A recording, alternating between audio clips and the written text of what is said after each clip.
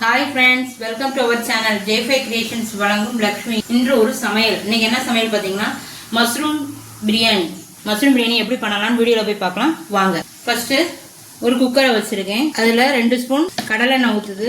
அதுக்கப்புறம் 1 ஸ்பூன் அதுக்கப்புறம் 1 ஸ்பூன் நெய் ஊத்தியாச்சு. இப்போ இதுல பட்டை கிராம்பு ஏலக்காய், ஒரு பட்டை 2 கிராம்பு, ஒரு ஏலக்காய், ஒரு பிரிஞ்சில் போட்டாச்சு. இப்போ எண்ணெய் நல்லா காஞ்சிடுச்சு.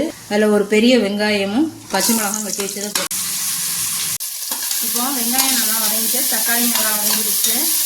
இப்போ நம்ம மஷ்ரூம் உள்ள போட போகிறோம். இஞ்சி பூண்டு பேஸ்ட்டு போட போகிறோம். 1 spoon வத்தப்பொடி, 2 spoon மல்லிப்பொடி, 1 spoon garam masala, 1 சிட்டிகை மஞ்சத்தூள்.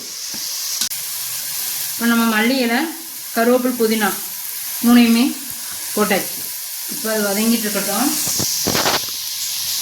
டம்ளர் தண்ணியை ஊற்றி வச்சு இப்போ அதுக்கு தேவையான உப்பு போடணும். பிரியாணிக்கு தேவையான உப்பு இப்போ போட்டாச்சு. இது கொதிச்சதுக்கு அப்புறம் அரிசியை போட்டு விசிலே வைக்க வேணாம், தம்லேயே வச்சிடலாம். 20 நிமிஷம் கழிச்சு ஆஃப் பண்ணிட்டு அப்புறமா பார்ப்போம். இப்போ நல்லா கொதிச்சிடுச்சு.